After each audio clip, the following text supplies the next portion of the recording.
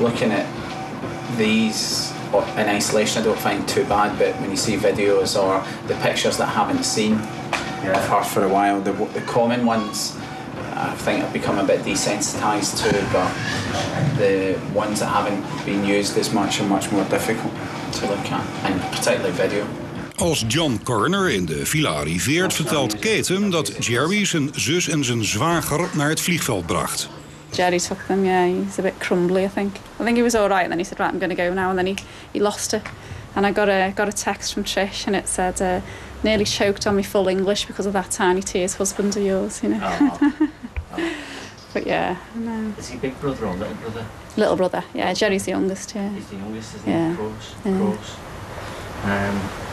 Because the media see Jerry as this kind of emotionless warrior, but he's not really, is he? No, he's not. I mean, it's really harsh to say that, because, I mean, you know, he's always been a very focused person. He's enthusiastic, he's focused, and he's incredibly positive, which is great for me, to be honest. And he's obviously used to speaking in public, to a certain, not dealing with media, but speaking in public. So he's able to go on and do that and throw himself into it, you know. And I think that's what people see. And, you know, people say, oh,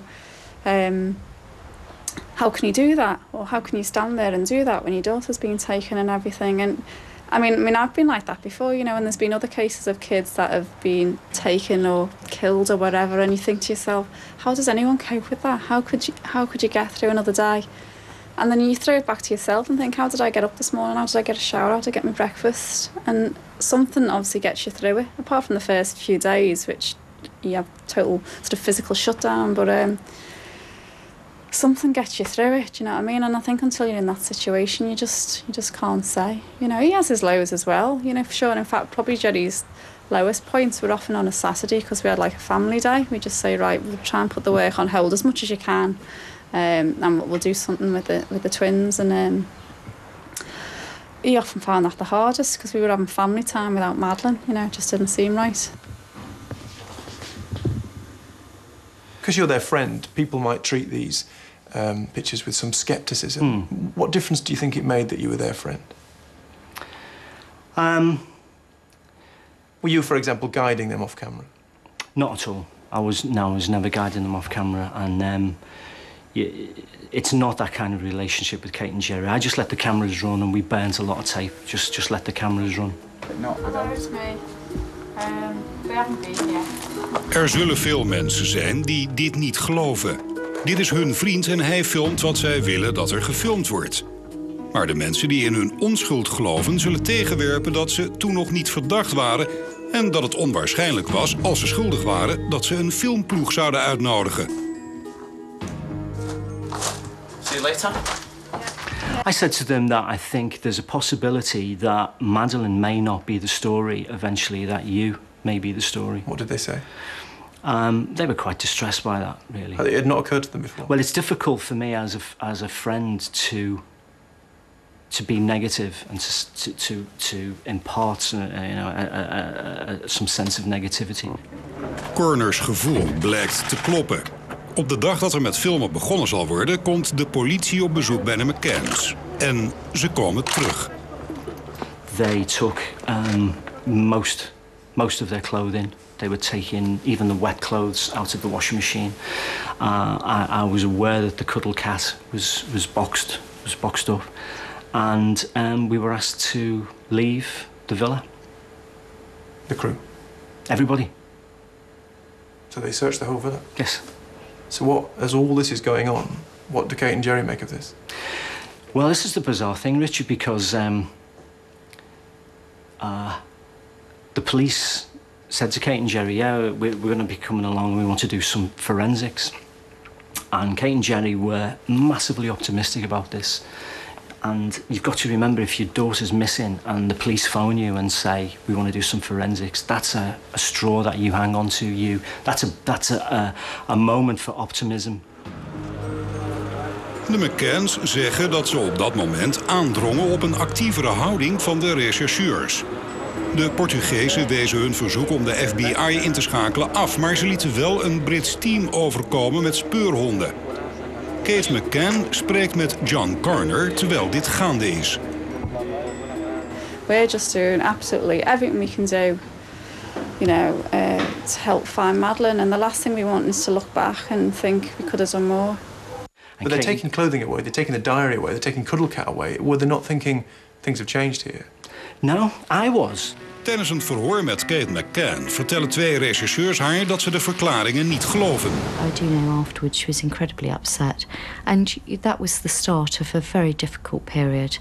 And you know, I really felt for them actually, because they went through a very tough time. Nu richt het onderzoek zich op forensisch bewijsmateriaal. De politie begint de McCanns te verdenken.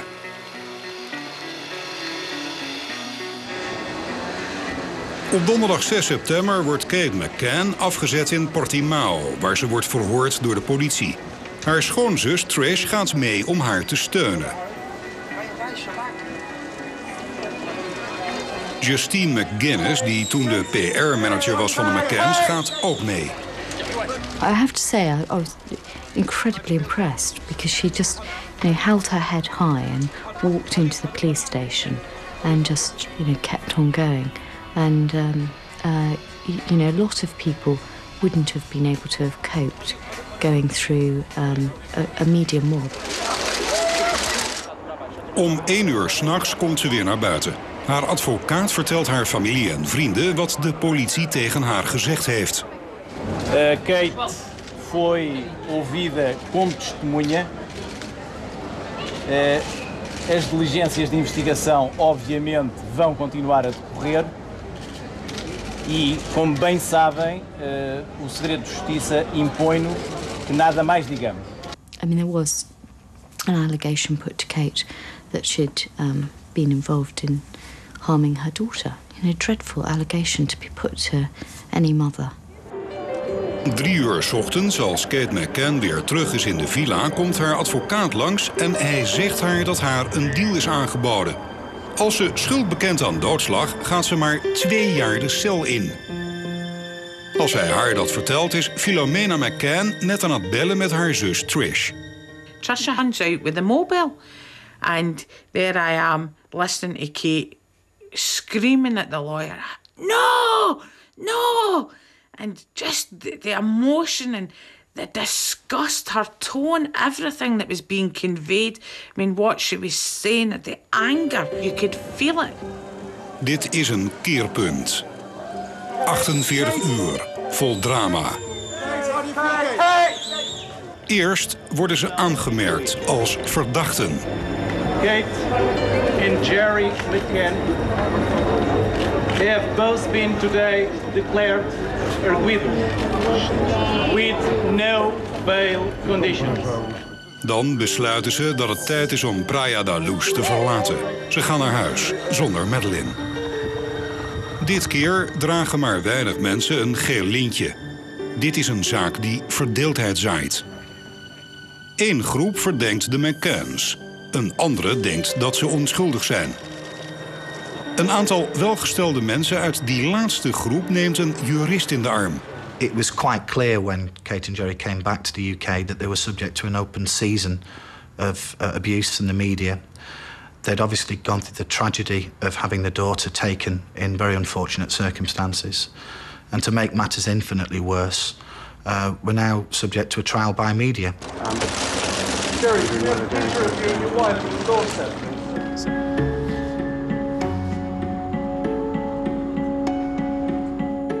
Er verschijnen in diverse media berichten dat het lijk vervoerd is in deze auto. Een Renault die de McCanns 25 dagen na de verdwijning hebben gehuurd. Het verhaal gaat dat ze op 3 augustus naar het Spaanse Huelva gereden zijn en dat ze daar het lijk hebben gedumpt.